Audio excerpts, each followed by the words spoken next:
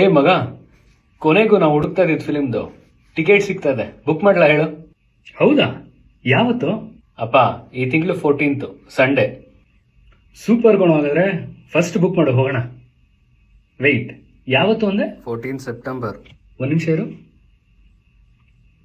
14 September Sunday. ಚಾನ್ಸೇ ಇಲ್ಲ ಗುರು, ನಾನಂತೂ ಬರೋದಿಲ್ಲ. ಬೇಕಾದ್ರೆ ನೀನು ಒಬ್ಬನೇ ಹೋಗ್ಬಿಡ್ಬಾ.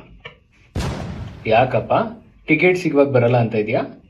ಪ್ರೌಡ್ ಇಂಡಿಯನ್ NGO ಅವರು ಕಲಾಕೃತಿ 2.0 ಅಂತ ಈವೆಂಟ್ನ ಆರ್ಗನೈಸ್ ಮಾಡಿದ್ದಾರೆ. ಅದೇ 14ನೇ ತಾರೀಕು.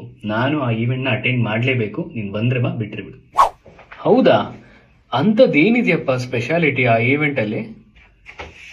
ಏನ್ ಸ್ಪೆಷಲಾ? ಆ ಈವೆಂಟೇ ಸ್ಪೆಷಲ್ ಕಣು. ಅಂಡರ್ ಪ್ರಿವಿಲೇಜ್ ಮಕ್ಕಳುಗಳಿಗೆ ಒಂದು ಪ್ಲಾಟ್ಫಾರ್ಮ್ ನ ಕ್ರಿಯೇಟ್ ಮಾಡ್ತಿದ್ದಾರೆ. ಆ ಸ್ಟೇಜ್ ಅಲ್ಲಿ ಅವರು ಅವ್ರ drama, dance, painting, singing, you mention, they have everything. ಎಲ್ಲ ಅವ್ರ ಟ್ಯಾಲೆಂಟ್ ಗಳನ್ನ ಶೋಕೇಸ್ ಮಾಡಕ್ಕೆ ಅಂತದೊಂದು ಪ್ಲಾಟ್ಫಾರ್ಮ್ ನ ಕ್ರಿಯೇಟ್ ಮಾಡಿರುವಾಗ ನಾನ್ ಬಂದು ನಿನ್ ಜೊತೆ ಮೂವಿ ನೋಡ್ಬೇಕಂತೆ. ಹೋಗಲೇ ನೋಡು ನೋಡು, ಇದೇ ಆಗಲ್ಲ ಅನ್ನೋದು. ನಾನು ಮಾತಾಡ್ತಾನೆ ಇದ್ದೀನಿ, ನೀನ್ ಮೊಬೈಲ್ ನೋಡ್ಕೊಂಡು ಕೂತಿದ್ಯಲ್ಲ. ಇರೋ, ಮೂವಿ ಟಿಕೆಟ್ನ ಕ್ಯಾನ್ಸಲ್ ಮಾಡ್ತಾ ಇದ್ದೀನಿ. ನಾನು ಕೂಡ ಈವೆಂಟ್ಗೆ ಜಾಯ್ನ್ ಆಗ್ತೀನಿ. ಅದನ್ನ ರಿಜಿಸ್ಟರ್ ಮಾಡ್ಕೋತಾ ಇದ್ದೆ. ಫಸ್ಟ್ ಆ ಕೆಲಸ ಮಾಡು.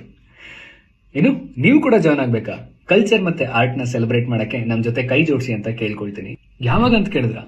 ಸೆಪ್ಟೆಂಬರ್ 14ನೇ ತಾರೀಕು. ಎಲ್ಲಿ ಅಂತ ಕೇಳ್ತಿದ್ದೀರಾ?